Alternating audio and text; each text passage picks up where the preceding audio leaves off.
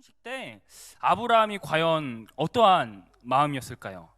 막 파송할 때 행복하고 감격에 겨웠던 그러한 마음이었을까요?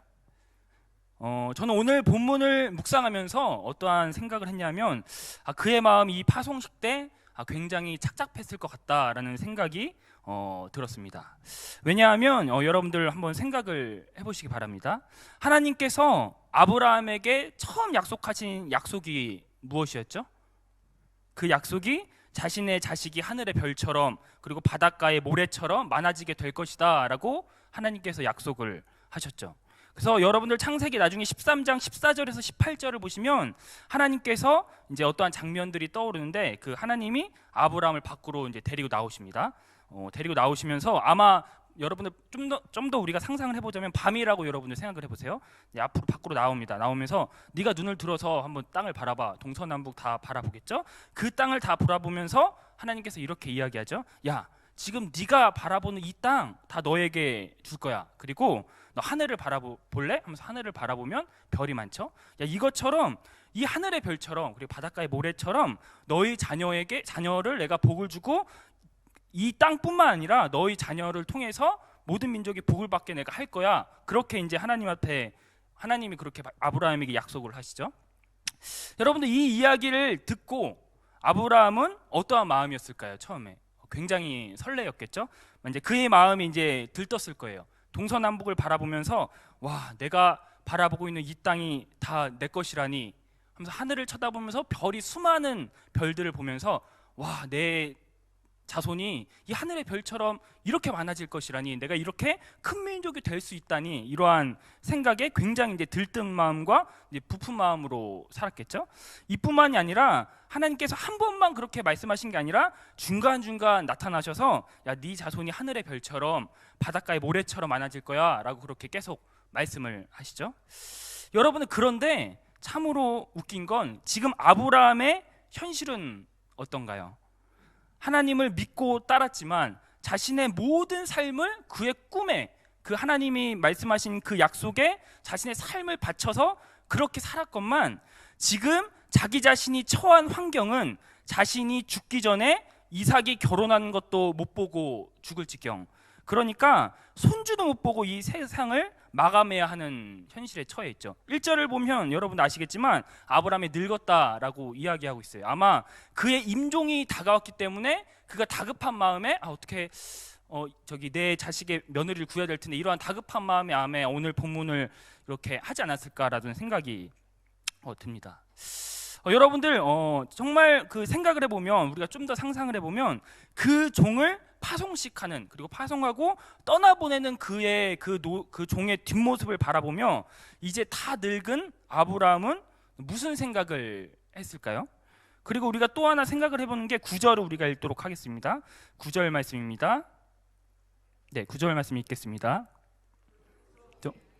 그의 주인 아브라함의 허벅지 아래에 손을 넣고 이 일에 대하여 그에게 맹세하였더라 라고 얘기했죠. 그리고 5절 우리가 5절 말씀을 읽겠습니다. 5절 말씀입니다. 종이 이르되 여자가 나를 따라 이 땅으로 오려고 하지 아니하거든 내가 주인의 아들을 주인이 나오신 땅으로 인도하여 돌아가리이까. 아멘. 9절 말씀이 뭐냐면 만약 자신의 마지막 프로젝트인데 이 마지막 프로젝트가 성사하지 못하면, 그러니까 그 여자가 자신을 따라오려고 하지 않는다면 어떻게 할까요? 물어보죠. 그것처럼 정말로 어쩌면 자신이 죽기 전에 이삭이 결혼한 것도 못 보고 죽게 될 것이라는 이제 불안감이 그에게 이제 찾아오게 된 거죠. 어디 이제 이뿐만이 아닙니다. 정말로 만약에 자신이 이 종을 신뢰하고 사랑하고 믿었지만 정말 만에 하나 그리고 정말 100만 분의 하나 이 종이 도망치면 아브라함의 인생은 어떻게 되는 건가요? 우리가 10절을 읽었죠. 10절처럼 이 종은 아브라함의 모든 좋은 것을 가지고 떠났다라고 이제 성경은 그렇게 기록을 하고 있죠. 만약에 종이 나쁜 마음을 품고 그냥 이 모든 좋은 것을 가지고 도망쳤다고 한다면 내가 이제 떠났으니까 아브라함처럼 자유인이 되리라, 모든 좋은 것을 갖고 가져갔기 때문에 나도 이제 큰 민족을 이뤄야지, 나도 이제 더 이상 종으로 살지 않고 주인으로 살 거야 이러면서 도망갔다면 아브라함의 그 모든 프로젝트가 물거품이 되는 상황이죠. 그러니까 지금 아브라함은 그 종 하나만 믿고 지금 이 프로젝트를 지금 하고 있다는 이야기죠. 여러분들이 만약에 오늘 본문의 아브라함이라고 한번 생각을 해보세요. 하나님께서 야, 네 자손을 그 바닷가의 모래처럼 하늘의 별처럼 많아지게 해줄게 라고 이렇게 해놓고 그의 삶을 들뜨게 해놓고, 그래서 그 꿈 때문에 자신의 모든 삶을 바쳤건만 하나님께. 그런데 현실은 지금 내 며느리도 못 보고 죽을 것 같은 그런 현실 속에서 그 종의 뒷모습을 바라보는 그 여러분들의 마음, 그리고 그 종의 뒷모습을 바라보면서 여러분 어떠한 기도를 했을까요? 뭐 여러분들은 믿음이 있으셔서 아멘, 뭐 주님, 뭐 주님이 인도하신 대로 될 줄로 믿습니다 라고 기도하실 수도 있겠지만, 제가 오늘 본문을 묵상하면서 제가 그 종의 뒷모습을 본 첫 기도가 이랬을 것 같아요. 하나님, 이게 도대체 뭡니까? 내 자손이 셀 수 없이 많게 만들겠다고 그렇게 약속해놓고 지금 당신이 이게 원하시는 모습인가요? 왜 약속만 하고 왜 내 삶에서 이루어지지 않는 겁니까? 지금 나는 죽기 거의 일보 직전인데 난 언제쯤 그 약속을 내가 바라볼 수 있을까요? 이렇게 아마 불평하면서 얘가 아브라함이라면 그렇게 기도했지 않았을까 싶습니다.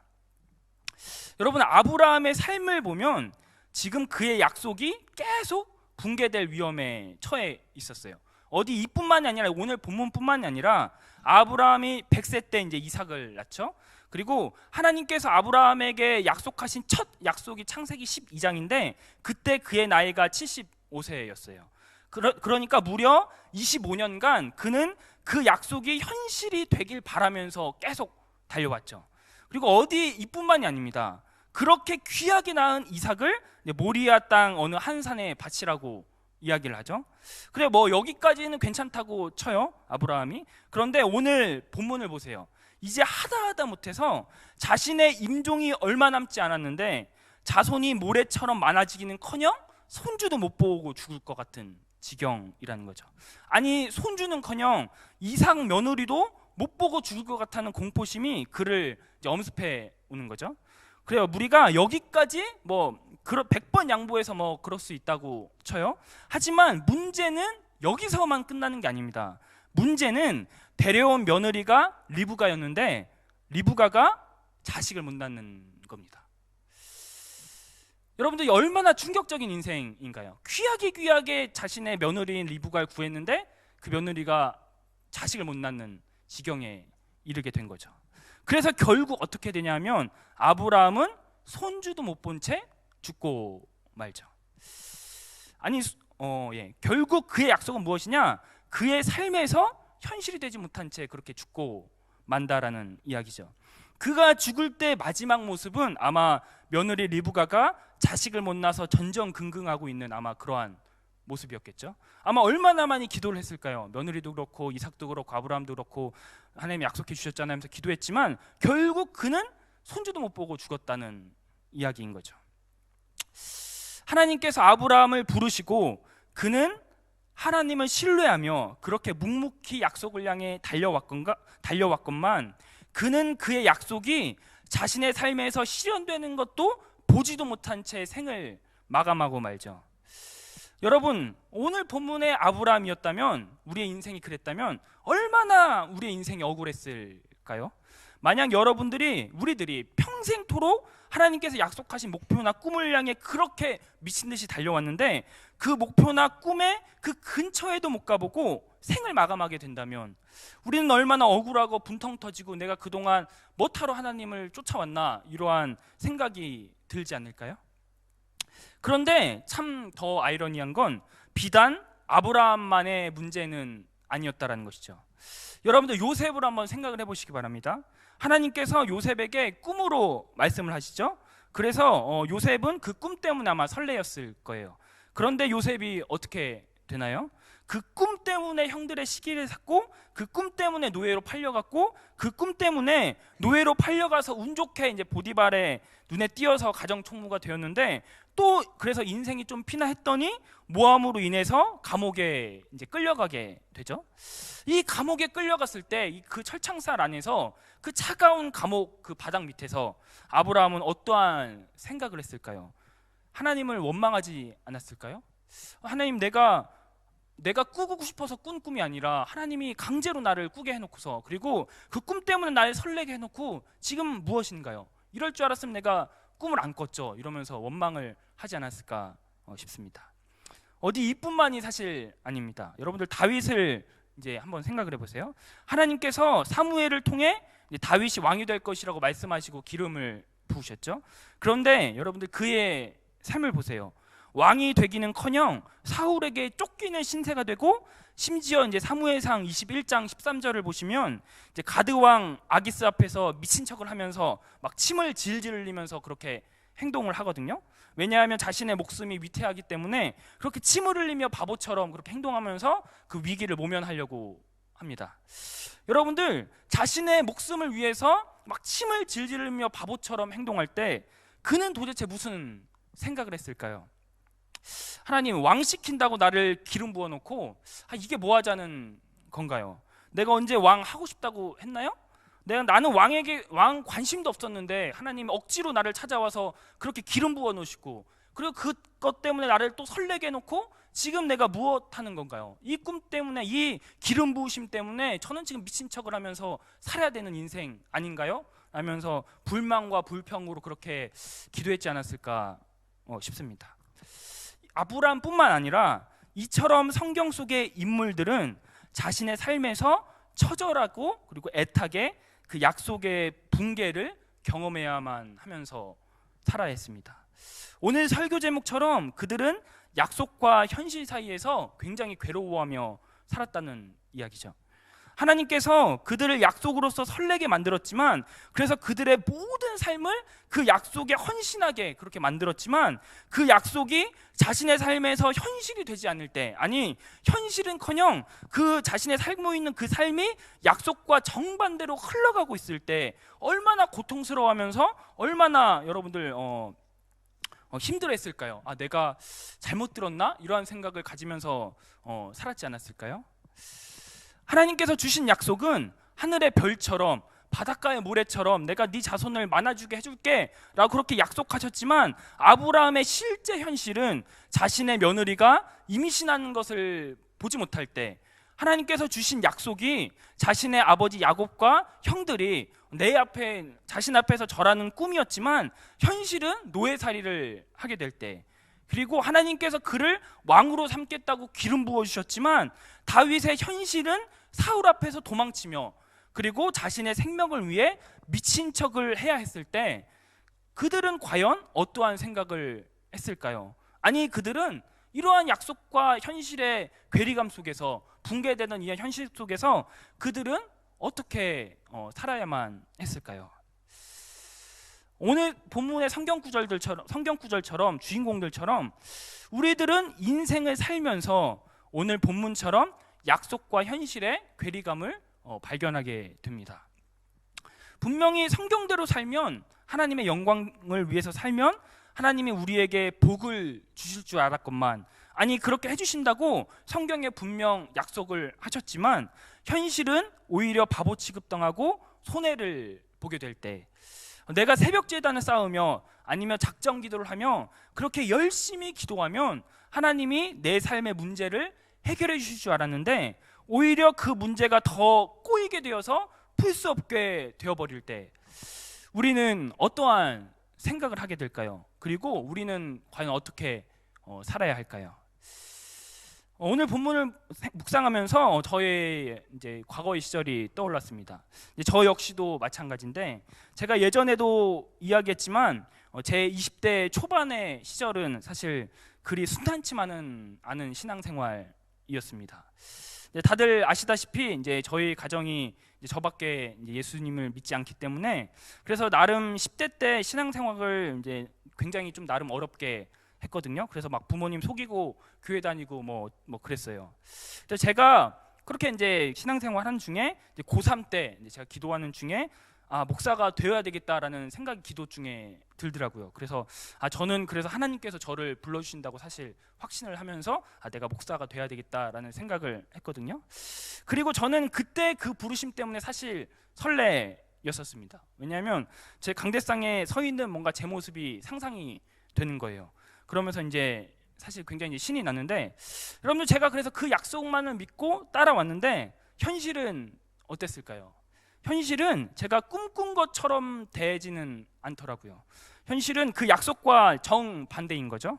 우선 부모님이 이제 제가 목사가 된다니까 제가 드디어 미쳤구나 막 이렇게 생각을 하면서 이제 저를 이제 미친놈을 취급을 했고, 물론 그것까지는 제가 이해를 할 수 있겠어요. 그런데 제가 그것보다 더 힘들었던 건 사실 가정의 문제가 아니라, 제가 목사로서 그 어떠한 재능이 발견되지 않을 때, 내가 목사로서 달란트가 없다는 생각이 들었을 때 사실 가장 힘들었었습니다.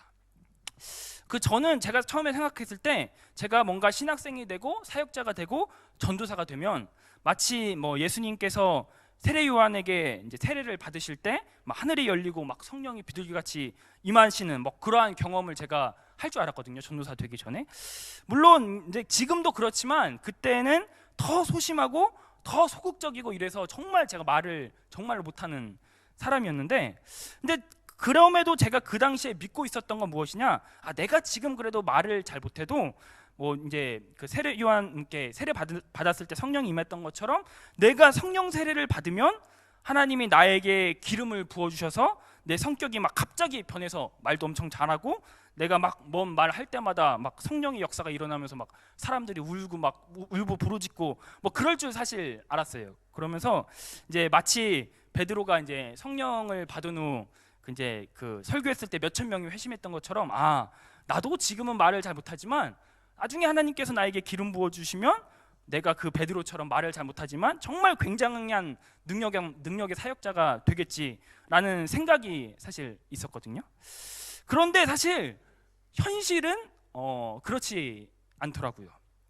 진짜 현실은 제가 목사로서 너무나 재능이 없다라는 거예요.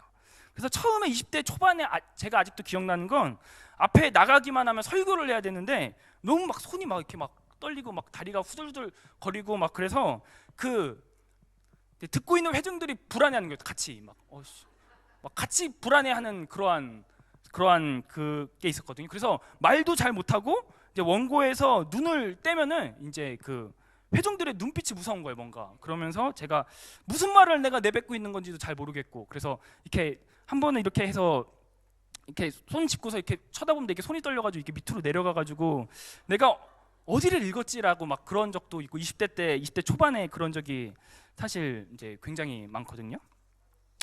그런데 그래서 한간에 근데 들렸던 이제 소문에 의하면, 저한테 직접적으로 이야기하신 분들은 많이 없었는데 들렸던 소문에 의하면 어른분들이나 이제 주변 형들이, 야, 쟤는 목사를 하면 안 돼. 목사는 그 열정만으로 되는 게 아니야. 야, 누가 좀 친한 사람이 가서 좀 권유 좀 해봐, 말려봐, 뭐 이런 식으로 이제 저한테 말하든지, 아니면 좀 더 이제 극단적으로, 저에겐 어떻게 보면 상처가 될 수 있는 말이었는데 극단적으로, 야, 저런 애가 목사가 되면 나중에 교회를 망치는 일이야. 야, 저 친구 만나는 성도들은 얼마나 불행한 신앙생활을 하겠어. 뭐 이러면서 이제 이야기를 하고, 이제 어떤 사람들은, 야, 될 사람은 원래 떡잎부터 알아보는 거라고. 그런데 쟤는 안 될 것 같아. 그러니까 좀 가서 이야기는 해봐. 이러한 소문들이 사실 떠돌기 시작했죠. 가정 환경이지만 제가 제 모습을 봤을 때, 내가 목사로서 달란트가 없다는 생각이 들 때, 그래서 하나님께서, 야, 너는 내가 목사로 불렀어 라면서 저에게 그 약속을 해주셨지만, 그 약속과 내가 자신의 처한 환경이 정말 정반대로 흘러가게 될 때 저는 어떠한 삶을 살아야 했을까요? 그리고 어떠한 기도를 드려야 했을까요? 지금이야 웃으면서 이야기할 수 있겠지만 20대 초반에는 정말 매일 울면서 기도했던 것 같아요. 하나님, 나를 목사로 불러주셨는데 내가 혹시 잘못 들은 거 아닐까요? 내가 설교만 하면 너무나 무섭고 사람들이 두렵고 말하는 것조차 말도 잘 못하는데, 하나님, 내가 진짜 목사가 될 수 있을까요? 이렇게 항상 제가 울면서 기도했던 모습들이 많이 이제 떠오릅니다. 그래서 제가 정말 하루에도 수십 번씩 신학 공부를 하면서도, 이게 내가 신학 공부 자체는 재밌었고 책 읽는 것도 재밌었는데, 근데 하루에 수십 번도 내가 이제 달란트가 너무나 없다고 주변에서 그러니까, 내가 이 길이 아닌가, 이 길은 나의 길이 아닌가 하면서 수십 번도 사실 그만두고 사실 싶었던 기억이 떠올랐습니다. 하지만 그렇게 기도할 때마다 하나님께서 이제 저에게 야, 너 할 수 있어 하면서 용기를 주시는데, 그런데 참으로 더 비참한 건 무엇이냐? 그 용기를 하나님께서 주셔서 그 용기를 가지고 나아가는데 그 용기가 나의 현실 세계에서 통하지 않는 거더라고요. 그래서 나중에는 어떠한 생각까지 제가 들었냐면, 하나님이 나에게 지금 희망 고문을 하고 있나? 안 되고 있는데 괜히 할 수 있어 할 수 있어 그렇게 이야기하는 거 아닌가, 그러한 생각까지 들더라고요. 여러분들, 이처럼 하나님께서 주신 약속이 우리의 삶에서 붕괴되는 현상을 경험할 때, 하나님께서 이러한 약속을 주셨는데 현실은 그 약속과 정반대에 있기 때문에 현실과 약속 사이에 괴리감이 차이가 클 때 우리는 어떻게 살아야 할까요? 하지만 그럼에도 불구하고 우리가 해야 하는 일은 하나님의 약속을 굳게 붙잡는 것입니다. 그 약속의 붕괴 현상을 내 현실에서 절실하고 절감하게 경험하지만 그럼에도 그 약속을 포기하지 않고 묵묵히 지키는 것입니다. 여러분들, 오늘 우리가 7절의 말씀을 한번 다 같이 읽겠습니다. 7절의 말씀입니다. 하늘의 하나님 여호와께서 나를 내 아버지 집과 내 고향 땅에서 떠나게 하시고 내게 말씀하시며 내게 맹세하여 이르시기를 이 땅을 내 씨에게 주리라 하셨으니 그가 그 사자를 너보다 앞서 보낼지라. 내가 거기서 내 아들을 위하여 아내를 택할지니라. 아멘. 이 무슨 이야기인가요? 지금 아브라함이 자신의 종을 보내는 이유가 하나님이 약속을 안 지키니까 이제부터 내가 내 삶을 적극적으로 내가 주도하겠다, 이러한 의미로 그 종을 파송하는 게 아니라 아브라함이 그 약속을 지키기 위해, 아브라함이 그 약속을 포기하지 않기 위해, 지금 현실은 내가 며느리도 못 보고 죽을 지경이지만 그럼에도 내가 이 약속을 포기하지 않고 굳게 붙잡기 위해 지금 그 종을 파송하고 있다는 이야기인 거죠. 여러분은 다윗을 한번 살펴볼까요? 나중에 여러분들을 찾아보시면 아시겠지만 시편 34편을 이제 다윗이 짓는데, 시편 34편의 제목은 다윗이 아비멜렉 앞에서 미친 체 하다가 쫓겨나서 지은 시라는 그런 제목이에요.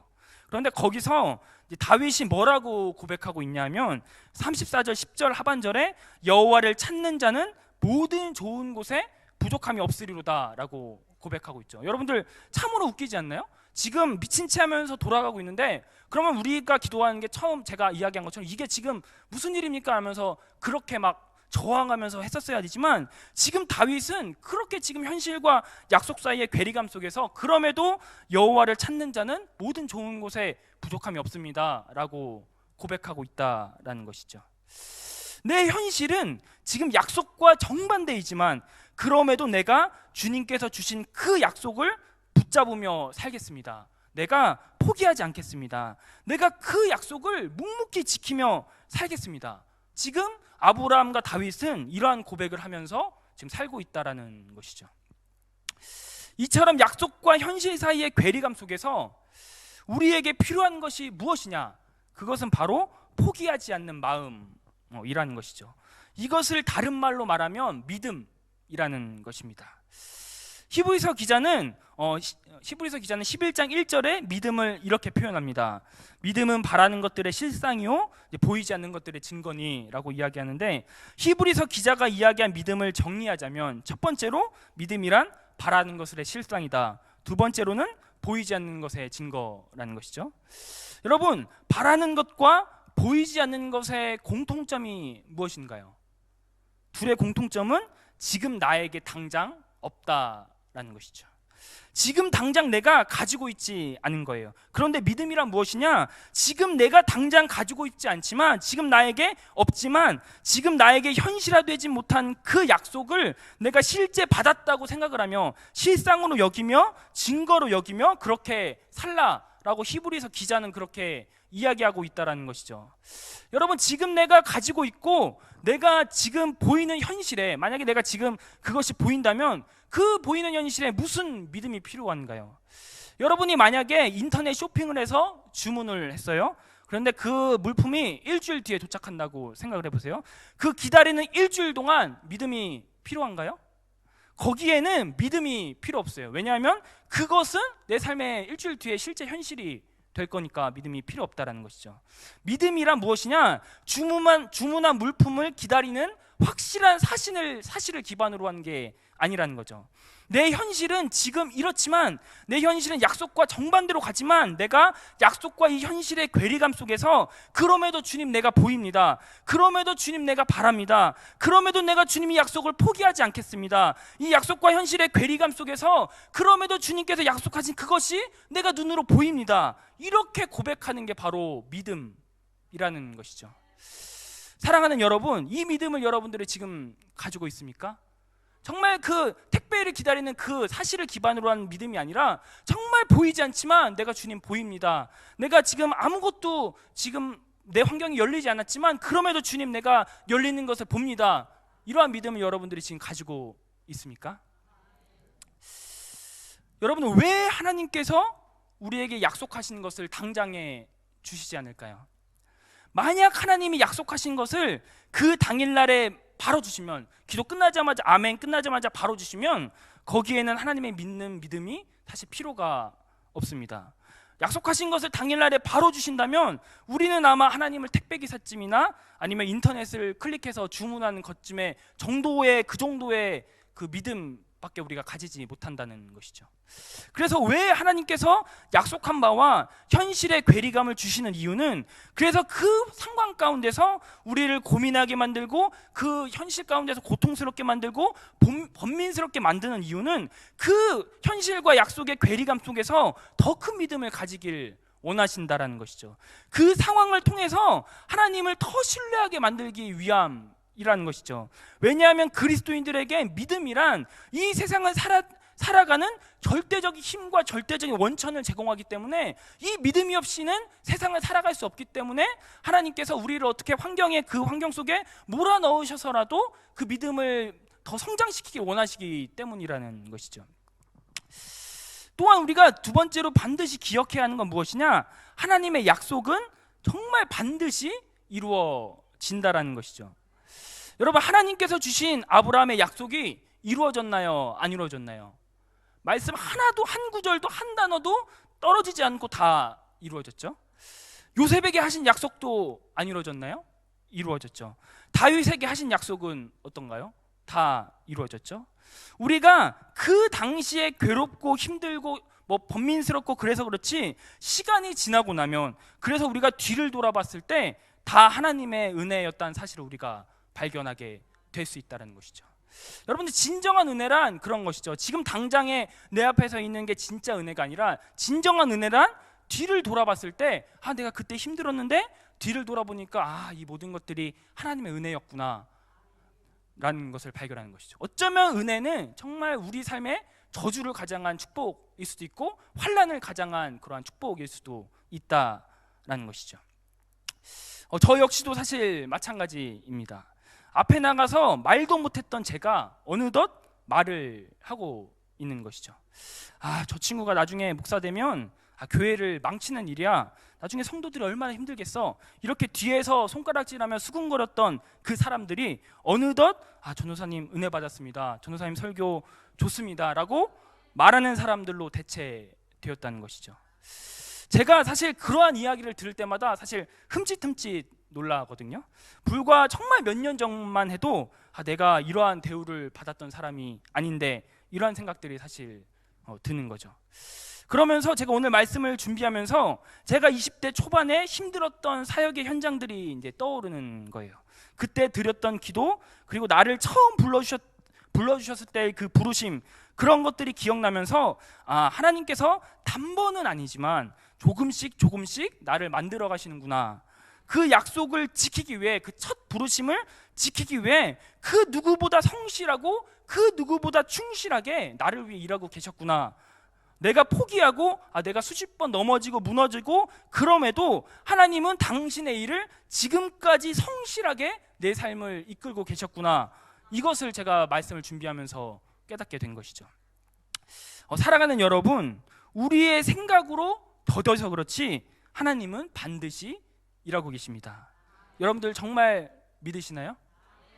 충실히 본인이 하셨던 그 첫 약속을 절대로 잊지 않고 은밀하고 조용하게 수행하고 계십니다. 오늘 본문에서 여러분들 하나님의 그 일하심이 뭐 이렇게 이야기 나오지 않지만 과연 오늘 본문에서 하나님이 가만히 계셨을까요? 그냥 아브라함이 그 절실히 기도하면서 약속을 이루기 위한 그 몸부림을 하나님이 그냥 팔짱 끼면서 그래 너 잘해봐라 뭐 이렇게 하셨을까요? 본문에서 하나님이 어떻게 하셨더라라는 이야기가 없지만 우리가 그 이후의 상황을 잘 알잖아요. 바로 이삭의 며느리를 만나게 되죠. 그 종이. 우리가 우리의 눈으로 그 도우심을 못 봐서 그렇지, 그리고 우리의 생각과 우리의 마음으로 정말 그 약속이 더딘 것처럼 마치 이루어지지 않는 것처럼 그렇게 여겨서 그렇지, 지금도 하나님께서는 우리를 위해 일하고 계시고 본인이 하셨던 첫 약속을 충실히 이행하고 계시다는 것이죠. 그렇다면 우리에게 필요한 것은 무엇일까? 그렇다면 우리에게 이 약속과 현실의 괴리감 속에서 우리에게 필요한 것은 다른 어떤 것도 아닌 믿음이라는 것이죠. 히브리서 기자가 이야기한 것처럼 내가 보이지 않지만 주님 보입니다. 내가 지금 가질 수 없지만 내가 가졌습니다. 주님, 내 상황이 지금 답답하지만 그럼에도 주님 이 상황이 열릴 줄 내가 믿습니다. 이러한 믿음이 필요하다는 거죠. 이러한 포기하지 않는 마음이 우리에게 필요하다는 것이죠. 사랑하는 여러분, 하나님께서 약속하신 그 첫 약속을 굳게 지키시길 바랍니다. 그 약속을 결코 포기하지 않고 하나님을 신뢰하시기 바랍니다. 말씀을 마치겠습니다. 살아가는 여러분, 지금 약속과 현실 사이에서 지금 괴로우신가요? 주님께서 주신 약속과 나의 삶이 정반대로 흘러가는 것 같은가요? 그럴 때 우리에게 필요한 것은 믿음입니다. 그리고 하나님께서 그 상황 가운데서 우리에게 요구하시는 것 또한 믿음이라는 것이죠. 어쩌면 하나님이 우리에게 더 큰 믿음을 알려주기 위해, 더 큰 믿음을 주시기 위해 그러한 상황을 펼치셨는지도 모르는 일이죠. 여러분, 그래서 우리가 할 일은 그 약속을 잊지 않고 포기하지 않고 붙잡고 있는 것입니다. 붙잡고 있으면 하나님이 묵묵히 일하십니다. 우리의 눈으로 우리가 볼 수 없어서 그렇지 반드시 하나님은 차츰차츰 약속의 계단을 오르고 계십니다. 히브리서 11장 1절 말씀처럼 믿음은 바라는 것들의 실상이요 보이지 않는 것들의 증거니라고 이야기했습니다. 여러분들, 이 히브리서 저자가 정의 내리는 믿음, 이것을 소유하시는, 그래서 가짜 믿음을 소유한, 믿음 있는 척하는 사람이 아니라 진짜 믿음을 소유한 저와 여러분들이 되시길 바랍니다.